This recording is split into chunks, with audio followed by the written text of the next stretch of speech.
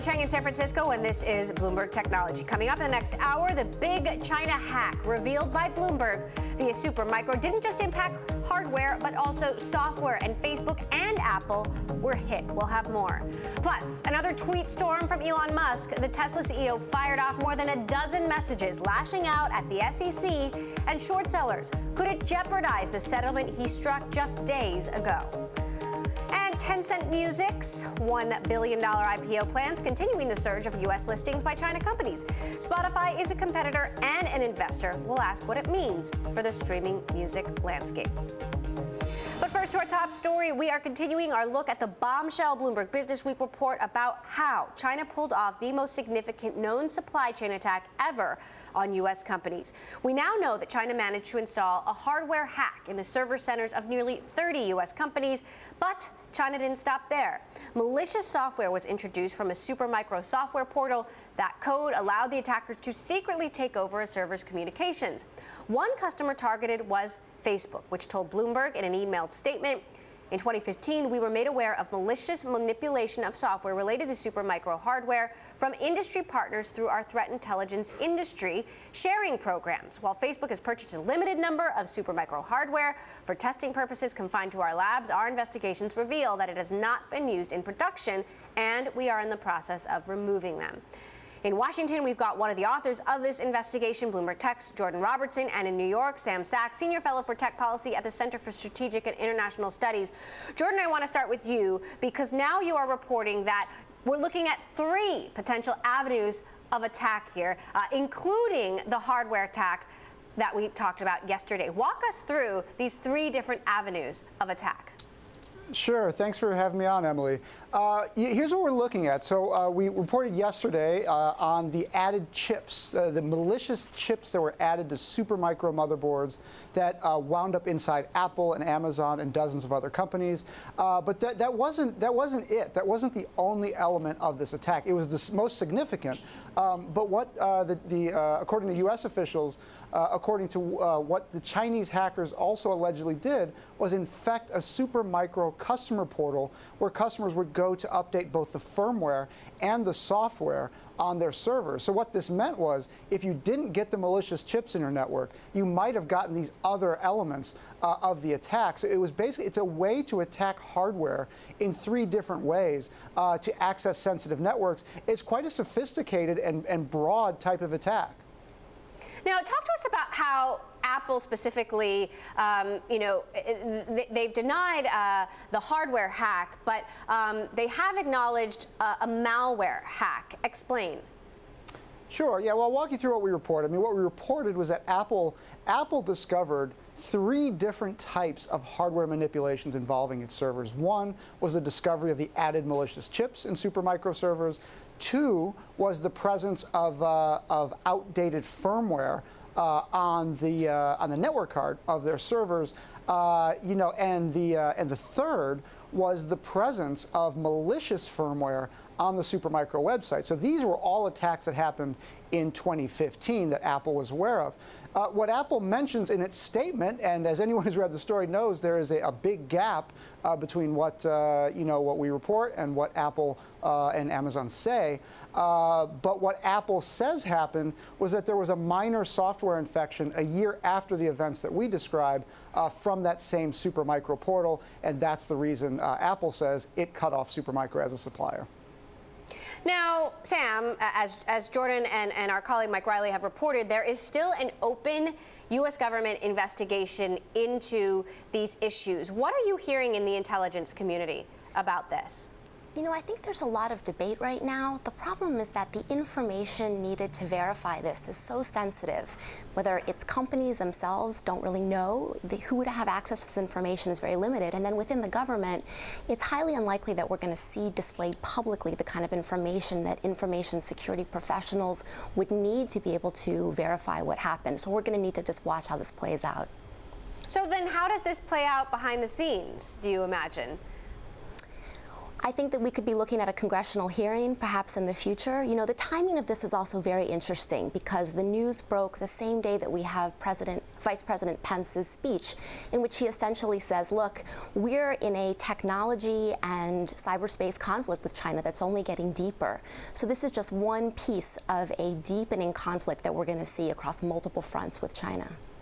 Jordan, when we talk about these three different avenues of attack, do they all go back to China? You know, if China could have, accomplished this, God hardware hack, why would they need to do all of these other kinds of things?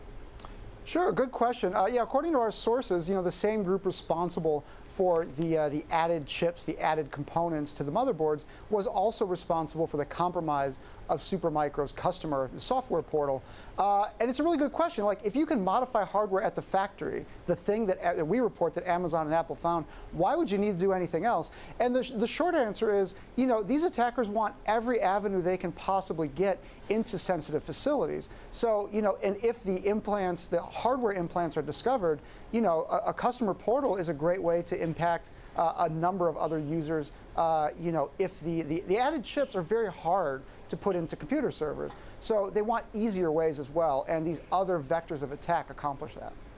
Is any one of these attacks worse than the other? I know we talked about a unicorn jumping over a rainbow, this hardware hack. Is that the worst of it? Well, the added chip that we reported yesterday, that is the most sophisticated. It is the hardest to detect. It's impossible to remove. However, this idea of modifying firmware, of modifying the code on legitimate chips, that's an easier attack, and in many ways it can accomplish the same thing. You can have a technical debate about which is harder, which is more permanent, but modifying firmware in many ways is the simpler attack. It lasts just as long, and it's equally as damaging. Sam, what do you believe the ramifications of this will be all the way back to China? For Chinese customers around the world, there is so much suspicion. So China's trying to sell 5G, to invest in their own indigenous chip industry. Nobody's going to want to buy from China now. So I think this has deep ramifications. It shows that sometimes Beijing's security goals directly undermine their global commercial ambitions. And how do you think it will impact the relationship between the U.S. and China, which is already, high tension? I think this is going to accelerate what we're seeing as a decoupling between the industrial and the technology relationship between our two countries. We're already seeing discussions of blocking Chinese students in the U.S. I'm looking next to potential bans on Huawei and ZTE coming out from the administration. This justifies it and accelerates a trend already underway to drive a wedge between the two countries. Jordan, I know you're continuing to pull the strings here. What else are you looking at? What are we waiting for? Well, yeah, the report yesterday was really just the tip of the iceberg. I mean, once we started looking at hardware, and we got that tip, which I should note the first tip came during the Obama administration from some private sector folks. But once we started looking at hardware and hardware security, it opened up a whole new world of reporting to us, and we have a lot more to come. Related to how do you secure hardware, what is found on hardware in some of these data centers. It's a very interesting space, and the big lesson is you're not going to find this stuff unless you look, and then once you look, you're going to find some very, very interesting things. All right, Bloomberg's Jordan Robertson, great reporting. Sam Sachs of CSIS, thank you both. We're going to continue to follow this story. Of course, you can read Jordan's full story in this week's edition of Bloomberg Business Week. We should note also that Bloomberg LP has been a Supermicro customer, but found no evidence to suggest that Bloomberg has been affected by the hardware issues raised in this article. Coming up, Elon Musk takes to Twitter yet again. Did he put his recent settlement with the SEC at risk? We will discuss. And if you like Bloomberg News, check us out on the radio, listen on the Bloomberg app, Bloomberg.com, and in the U.S. on SiriusXM. This is Bloomberg.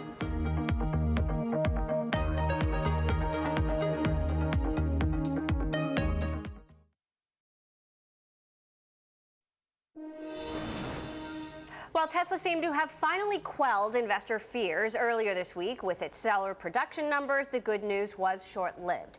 Tesla shares plunged after CEO Elon Musk went into overdrive late Thursday with more than a dozen tweets targeting the Securities and Exchange Commission and short sellers. In one post, he mocked the SEC, saying, quote, "Just want to that the Short Seller Enrichment Commission is doing incredible work and the name change is on point." Believe he meant to say "just want to say" there, but looks like he was moving pretty quickly. He then continued his tirade, tweeting, quote, "Short sellers are value destroyers, should definitely be illegal." The tweet storm comes less than a week after Musk settled a lawsuit with the SEC over his funding-secured tweet. The deal, which has yet to be finalized, would remove Musk as chairman and implement controls over his communications and social media use. Here to talk about this further, Bloomberg Business Week's Max Chapkin. So, Max, well, that didn't last long. Could these tweets compromise this settlement with the SEC? Yeah, I mean, it's possible that the deal is not final, and you know, as part of the deal, Tesla is not supposed to sort of say that it, you know, dispute the general thrust of the accusation. This feels kind of like a borderline thing. I mean, you know, Musk could argue that he's just sort of making a dad joke or something, but it definitely feels like a company that's not fully in control. And one thing that's sort of strange about this whole thing is that Tesla's stock was actually doing pretty well. It's not as if the short sellers were hammering it or anything. Now this just looks like another self-inflicted wound. And look, is this going to revive questions about his fitness to be running this company? You'd have to think that some people are going to bring it up. I mean, especially, you know, considering the sort of nature of the tweets where you have a bunch of them, and as you said, there's some sort of typos and things like that.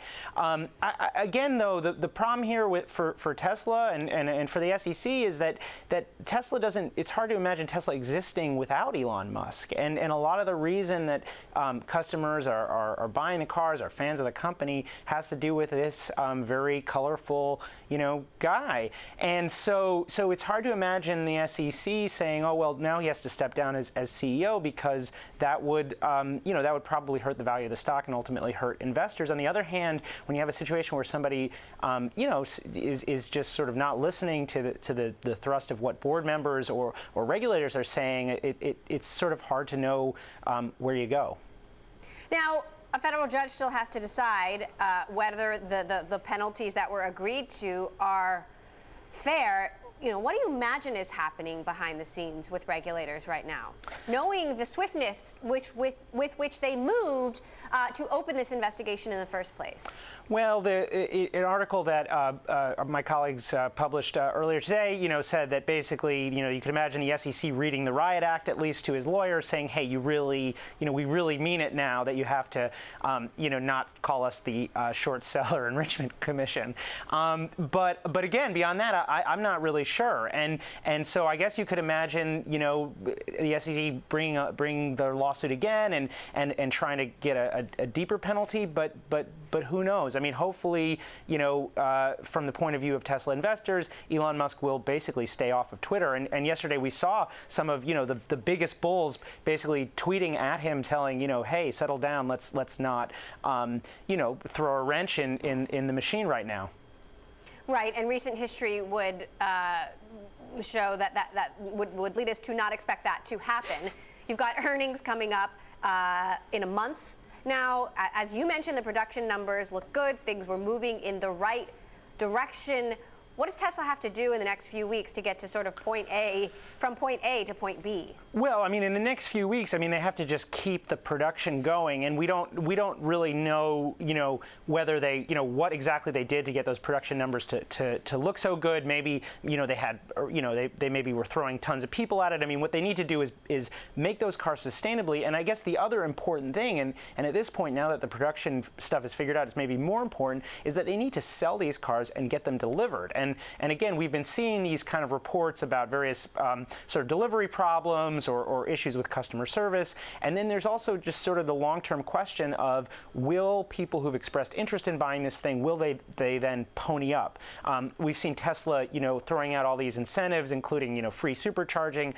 Recently, there was a promise that they would send a little picture into space for Tesla customers. So they're trying all sorts of things to sort of get, make sure that demand is there as production ramps up. And if they're able to do that, I mean, then this looks like a very successful car company. It looks like a company that is, has a car that's, on the level of the biggest mass market cars, at least in the United States.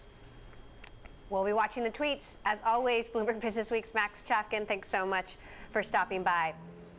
Coming up, lingerie shopping has gone digital. How Third Love is using data and machine learning to take down Victoria's Secret. Next. And Bloomberg Tech is live streaming on Twitter. You can check us out at Technology, and be sure to follow our global breaking news network TikTok on Twitter. This is Bloomberg.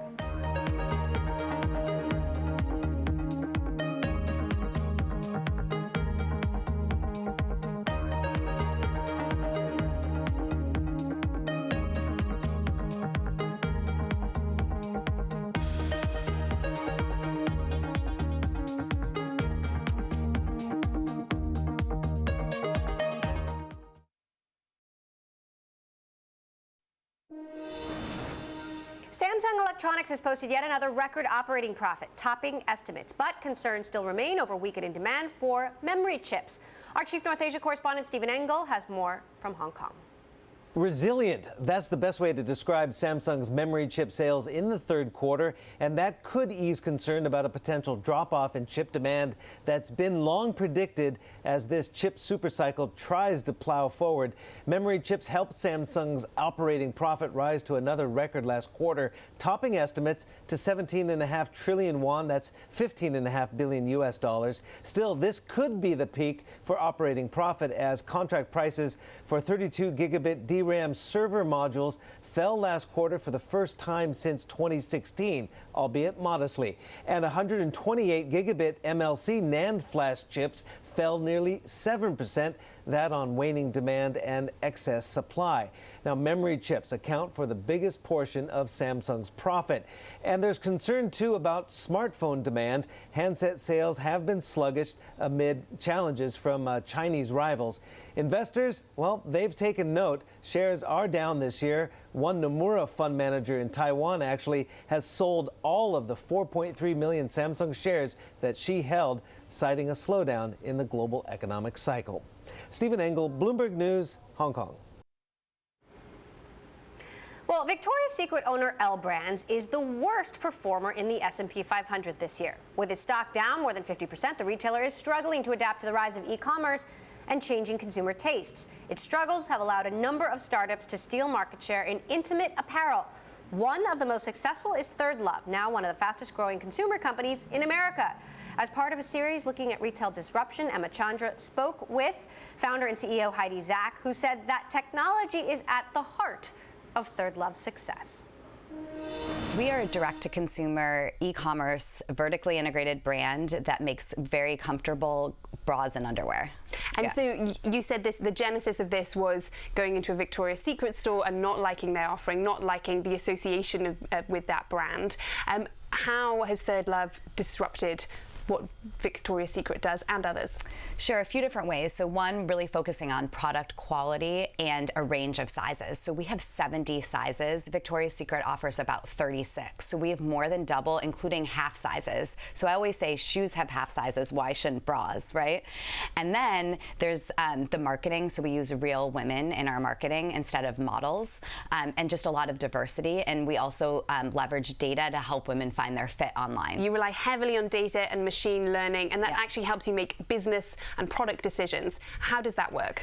So if you think about how you get fit for a bra, usually a woman might come into a room with a measuring tape, or she'll size you up and bring you bras that should work for you. What we've done is we've digitized that experience. We created a fit finder, so in under 60 seconds, you can answer questions about your breast shape, body type, fit issues, and we'll recommend a size and style.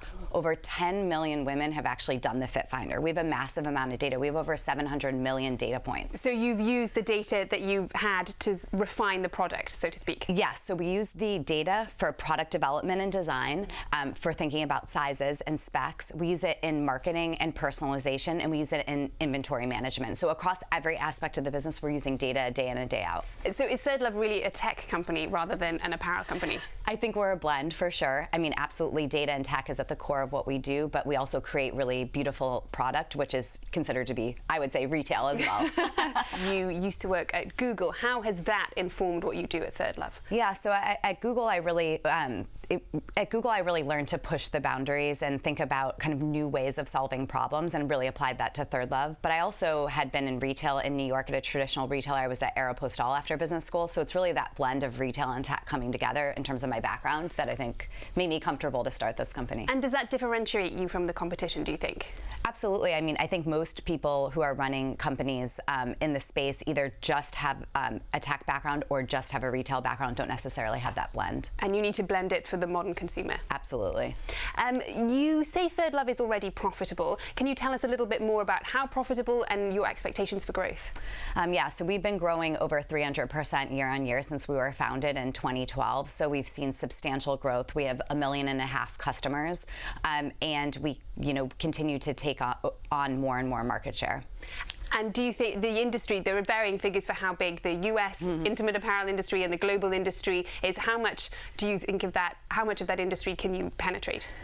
So Victoria's Secret, depending on the numbers that you look at, owns somewhere between a third to 45–50% of the market. So there's a substantial amount of market share to be taken, I think, given they're the worst performing stock on the S&P this year. Now, can you give us an idea of what kind of percentage of the market you have now? A few basis points, I'd say. ThirdLove is one of the fastest growing companies in America. That often happens when you're a new company. You have some big name investors behind you as well. What is the next step for ThirdLove? Are you thinking that you would be acquired, you would do deals? Might we see you go public?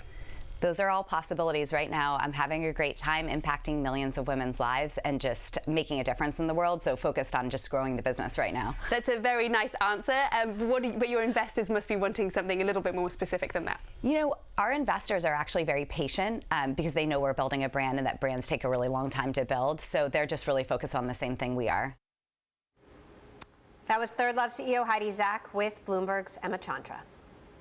Coming up, how will Congress respond to the news of China's supply chain hack on the United States? We will ask a member of the House Intelligence Committee next. Our conversation with Representative Chris Stewart of Utah coming up.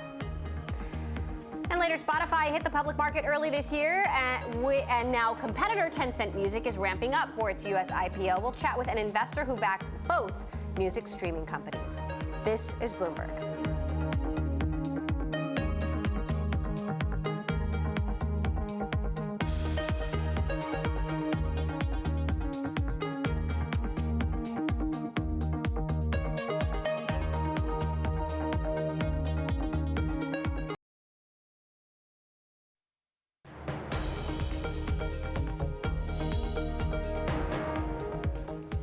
This is Bloomberg Technology in San Francisco. I'm Emily Chang. Back to our top story, the continued fallout over the Bloomberg Businessweek investigation, revealing the extent to which China has hacked U.S. tech companies like Apple and Amazon.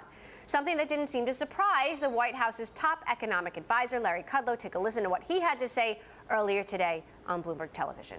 I think it's a good thing to be on guard because our Chinese so-called friends have done a lot of mischief in that area, not least of which, in addition to these chips and stealing of technology, cyber hacking.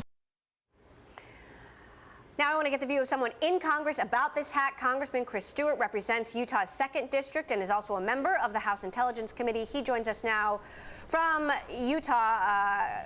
Representative Stewart, thank you so much for joining us. What is your initial reaction to this report from Bloomberg? Well, if this is true, and I can't comment on specificity whether this is actually true or not for a number of reasons, but let's speak kind of generally. If this is true, this is the holy grail of hacking. This isn't, implementing software or implanting software and being able to gain access by that. They apparently did this in the manufacturing process, which makes it much, much harder to detect, nearly impossible to counter, And it opens every one of us up, whether it's privacy issues, whether it's commerce, whether it's banking, or worst of all, national security implications. This is a very serious concern. And by the way, the fact we discovered this doesn't mean, oh, good, man, we dodged a bullet. It's not like this is the only effort that China has made. We have to, as you just said, we have to be constantly on guard and constantly on the defensive about this. The top Democrat on the House Intelligence Committee, Adam Schiff, has said he's looking to get more information about how this might have happened from U.S. intelligence agencies. How might you go about doing that, getting that information? Well, we can have conversations with them, but I got to tell you, this isn't something new to us. It's not like we woke up this morning and go, oh my gosh, never thought about this. We ought to check into it. It's something we've been very diligent about and very aggressive in trying to pursue this type of information and making sure that we are in the right position. And by the way, the good news is that this administration has been much more proactive and much more aggressive in putting ourselves in a position where we can defend about this. And that's one of the arguments I've been making for a while. The previous administration was far too willing to just kind of suffer these hacks and not really have any retribution or have any price to be paid. And I just think it encouraged it, and it just made it too easy for our adversaries to say, well, let's go poke and prod and plant and see what we can do. But we have to be more aggressive in countering this. China should pay a price for having done this. And again, by the way, it's not the only thing that China is doing that is making it difficult for us to have a positive relationship with them. Look at the South China Sea. Look at any number of things that we should be on guard with regarding China. What do you believe is the price China should pay for this? Well, I mean, there's a couple things. One of them should be that it should be well known and advertised that they are doing this. And so manufacturers who have moved so much of their manufacturing to China, but for economic reasons, would then consider there are other concerns that we would have to weigh that against. Maybe it's not smart to open up a new chip manufacturing facility in China. Maybe we should do it in Vietnam or maybe, hopefully, here in the United States. So I think that would be the first thing that I would hold them accountable for, is the economic impacts of it. But there's more than that as well, which is why some of our negotiations regarding trade and sanctions is an important part of this conversation. So what action do you believe the committee should take? Well, the first thing is to be aware of it, obviously, as Mr. Schiff has said, and as I just said to you, it's not the first time we've considered this, to continue to dive into it as best we can to make the American people aware, especially decision makers, business and government decision makers. I mean, my heavens, one of the things that I'm concerned about is that potentially this chip that has been hacked in a very, very dangerous way, that those servers may find themselves as part of a contract to provide cloud computing for the Pentagon or for the CIA. And we know that that's, if it hasn't been done, it's certainly a possibility. And that's the kind of thing that the committee would be diving into and just demanding to know, the implications of that. Do you want to hear from the companies? Do you want to hear from Apple and Amazon and Supermicro? Well, yeah, of course we would. I mean, we can't understand this without talking to the manufacturing and talking to those who are distributing these products. And we don't want to do it with a pointing finger. It's not like we want to go with a hammer on their head and condemn them, especially before we really understand what happened. And by the way, it's not just Apple and Amazon. The distributor and the manufacturer of this particular server has been widely disseminated, according to reports, once again, and something more than 30 manufacturers have this type of equipment. But we can't understand the problem, at least not in its entirety, without talking to the manufacturers and those who on the commercial side, not just the government side. We really got to look at both. Now, since we're in the midst of the Mueller investigation, there's a lot of talk about how big a threat Russia is. Do you believe China is a bigger threat than Russia? Well, it depends on what you mean by threat, actually. I mean, when it comes to if you want to look backward in our 2016 election, our focus was clearly on Russia, and it should have been on Russia, and needs to continue to be. But again, I've argued for a couple of years, we're turning a blind eye sometimes when we focus on only one side of the world, and that's towards Russia, because China has proven they're not a trusted partner and they're not a trusted friend. And if you were to ask me strategically, looking at the next generation, our children, and the challenges they're going to face, I think I could argue pretty convincingly that China is the greatest threat that we face in a very strategic sense. Vice President Mike Pence made a speech yesterday about his concerns around China. Take a quick listen to what he had to say. Beijing has mobilized covert actors, front groups, and propaganda outlets to shift Americans' perception of Chinese policy. As a senior career member of our intelligence community told me just this week, what the Russians are doing pales in comparison to what China is doing across this country. Would you go that far, Congressman, that it pales in comparison to what China is doing? Well, I think the Vice President is right, and whether I would use the word pale or maybe something a little softer modifier than that, I don't know, but what he said is exactly true. I mean, we have instances where China is taking out advertisements in the middle of our country, in the heartland, hoping to affect public policy and public perception. Look at the Confucianism centers. There's hundreds of them, more than 500 of them around the United States that we know is used as a front for Chinese intelligence and for Chinese manipulation of commerce and government. Look at how they intimidate their neighbors so that they don't take a pro-U.S. stand. I mean, I could keep going. The list is long. There's no question that what the Vice President has indicated there is absolutely true, which is why, going back to what I said previously, strategically, I think they're the greatest threat that we're going to have to face and encounter. And I don't think we've had that conversation yet where we've convinced most Americans that that is true.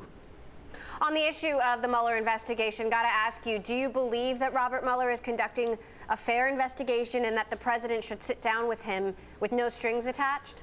Well, you know, I've always supported the Mueller investigation from the very beginning. I've always said as well, I hope he does it thoroughly, but does it as quickly as possible. I think for the sake of these individuals who have been accused, that in fairness to them, they need to have their name cleared if they're innocent. I think primarily for the benefit of the American people, I hope he does it quickly so that we can get these answers. But I support Mr. Mueller in his investigation, and I want him to go forward. All right, Representative Chris Stewart of Utah, thanks so much for stopping by. You. Good to have you.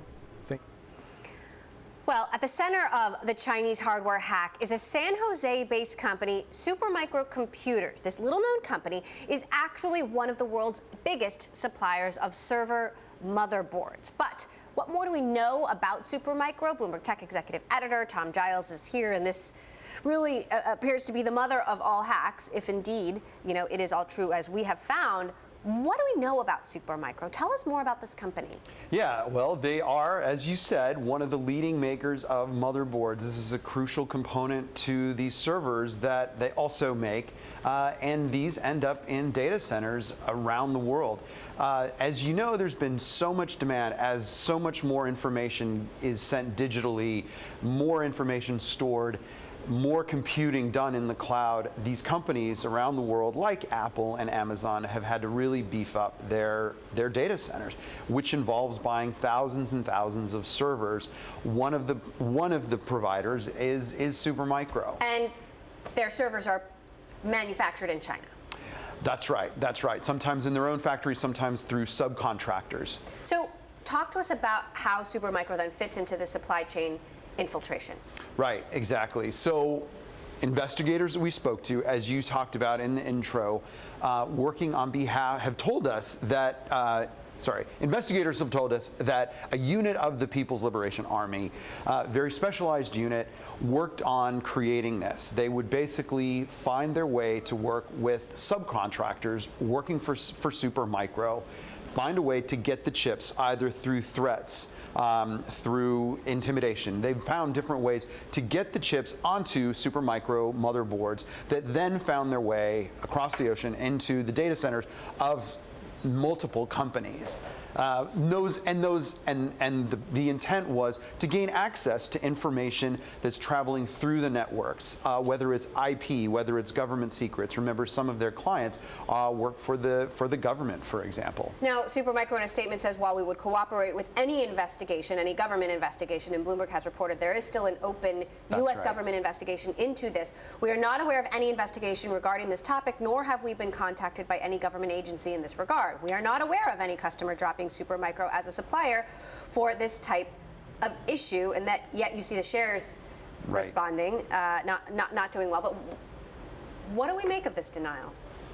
Well, we do know, for example, a couple of things. Apple dropping Supermicro as a provider, that is something that has been in the public domain for more than a year. So that is not anything new that we reported. We have new insight into it according to the people we spoke to. So concerns about Supermicro's products, that has emerged. They disclosed a couple of years ago that they lost a couple of very high-profile customers. One of them was later found to be Apple. So again, that's been in the public domain. Customers asking questions about the reliability of their products. They've also had high-level departures in recent months. They've had questions about revenue recognition that resulted in them being delisted from the NASDAQ just in August. So there have been these questions revolving around their accounting, questions around personnel moves, questions around the reliability of their products. Again, raised when Apple dropped and another customer dropped them as a provider. So this stuff has been at a time when their sales have been rising, there's been demand for their product, there's been concerns about them as a company, and their share price had been declining even before our story went out. All right, a lot going on behind the scenes, and I know we're continuing to pull the string here. Tom Giles, our executive editor at Bloomberg Tech, thanks so much. We should note that Bloomberg LP has been a Supermicro customer, but has found no evidence to suggest that Bloomberg has been affected by the hardware issues raised in this article. Coming up, a continued surge of U.S. listings by Chinese companies. This time, Tencent Music is filing for an IPO. We will chat with an investor in the company on its competition with Spotify next. This is Bloomberg.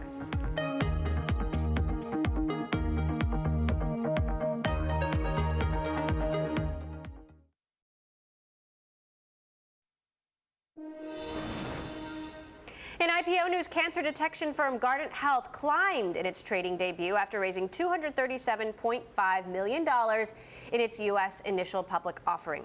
The Redwood City-based company sold 12.5 million shares Wednesday for $19 each. A year and a half ago, Guardant Health took a private funding round from SoftBank and set a goal to sequence 1 million cancer patients in the next 5 years. Bloomberg's IPO reporter Alex Barinka caught up with the Guardant Health CEO and asked how that ambitious plan is going. It's going well. We've now sequenced tens of thousands of patients, and we have a lot of opportunities behind us. We're seeing tailwinds from Medicare reimbursement in lung cancer.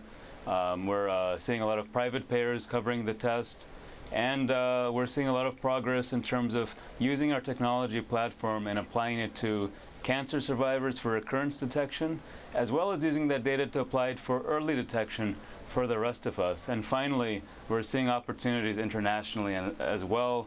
We've set up a joint venture with SoftBank to really accelerate our commercialization of our products in Asia and the Middle East, and we're very excited about the opportunities we're seeing there. So as you said, you're in the market kind of full force in the late stage cancer patient space. You mentioned early detection. That seems kind of like the end goal for a lot of companies like yours, to be able to have a blood test that can screen for all cancers in an early detection scenario. Is that kind of what you all are going here? Is that kind of the golden goose at the end for Guardant? No, we believe that precision oncology or precision medicine as applied to cancer has had good progress, but it's mostly been in the metastatic setting or late-stage disease setting. And so it really is often too little too late. If we can develop tests that can bring that paradigm to the earliest disease state, around where early detection is most appropriate, we believe we can fundamentally change mortality curves in cancer. And so we've had a disciplined approach from day one, starting by studying what late-stage cancer looks like in the blood, using that data, leveraging that data to then solve the problem of what early stage cancer looks like for cancer survivors, and then going eventually to early detection in a systematic approach. And that early detection and systematic approach, you're not the only company out there who's trying to really crack the code on this one. Your former employer, Illumina, kind of created and backs Grail, which I know is a competitor, to get to that end goal. Across the market, how soon do you think it is before we see either Guardant or another company come out with a blood test that can be an early detection test for all cancers? At this point, we're not disclosing timelines with respect to our early detection program, but I can tell you we're making rapid progress towards that goal. Later this year, we'll be launching the first series of tests for the cancer survivor market for use with biopharma companies. And we've released some data around our early detection program that looks very promising. And so I think we're quickly approaching that goal. And I would say stay tuned in terms of more data coming out of that program. Bloomberg's Alex Barinka there with the CEO of Guardant. Sticking with IPOs, earlier this week, Tencent Music Entertainment Group filed for an initial public offering in a continuing surge of U.S. listings by Chinese companies. The online music arm of China's largest social media company listed its offering size as $1 billion as an SEC filing. The amount, however, is a placeholder and may change. For more on the filing, we're joined by Mitchell Green, founding partner of LeadEdge Capital. LeadEdge is an investor in Tencent Music. And Mitchell, Tencent's making money on only a sliver of those users. So how optimistic are you about the ability to turn this into a sustainable and profit-making business? Well, first, thanks so much for having me on. Let's not forget, it actually is already very profitable. It's got operating margins north of 20%, and Tencent Music, or TME, I'll refer to it, is really a platform, just like Tencent has, that is leveraging these 800 million users that TME has, and I think they're going to monetize them in many ways, whether it's subscriptions, social entertainment, whether it's advertising. I think they're just starting to crack the code, and it's around 3.5% of users right now pay, and I think it's going to be multiples higher than that in the years to come. I mean, if you look at a company like Spotify, it's north of like 40% of users pay. You're an investor in both Tencent Music and Spotify. Spotify is also an investor in Tencent Music, despite the fact that they compete, and they are increasingly competing, especially in Southeast Asia. How does that competition play out? We don't actually, and I respectively disagree with you. I don't really see Spotify and Tencent competing. TME is really focused on the China market, where it dominates, frankly. Obviously in the U.S., Spotify has competition with Amazon and Apple. In China, they're it. Tencent Music, if you want to listen to music online, they own all the major music apps. Okay, but what about Southeast Asia? You don't believe that they will increasingly, potentially compete there?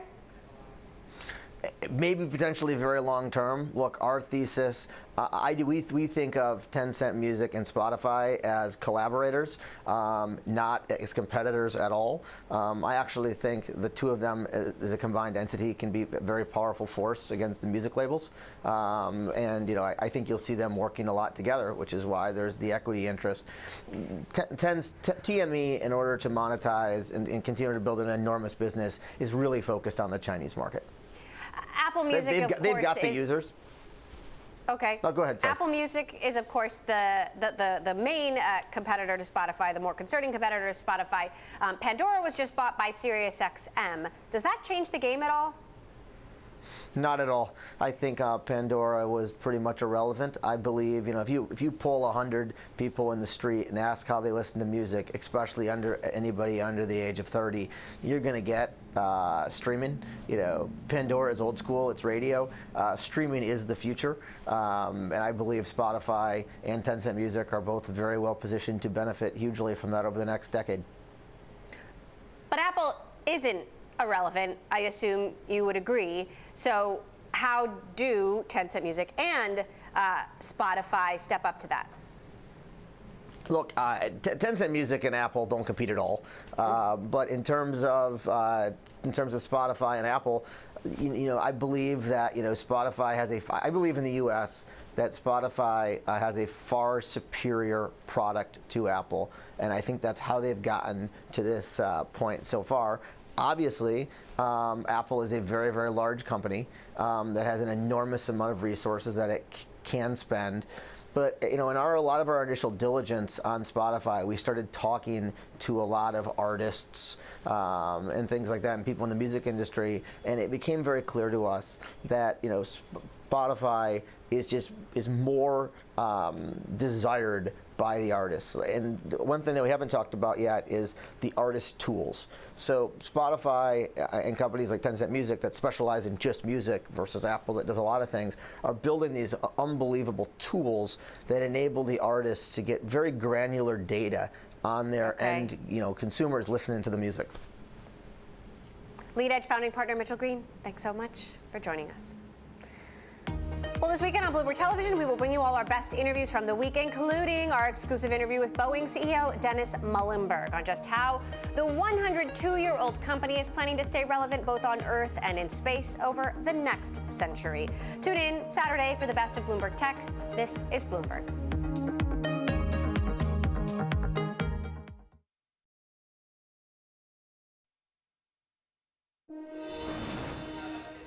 Saudi Arabia is upping its stake in SoftBank's Vision Fund. The Middle Eastern nation is adding $45 billion to the fund, bringing its total investment in SoftBank's Vision Fund to $90 billion. This comes days after the two denied that their $200 billion solar venture was on hold. The benchmark Asian tech index hit a 15-month low in the wake of Bloomberg's report that Beijing hacked American computer networks using a microchip built by its spies. Chinese PC maker Lenovo fell as much as 23%, though Lenovo says it does not do business with Supermicro, the company at the center of the investigation. And that does it for this edition of Bloomberg Technology. Have a wonderful weekend, everyone. We'll see you on Monday. I'm Emily Chang. This is Bloomberg.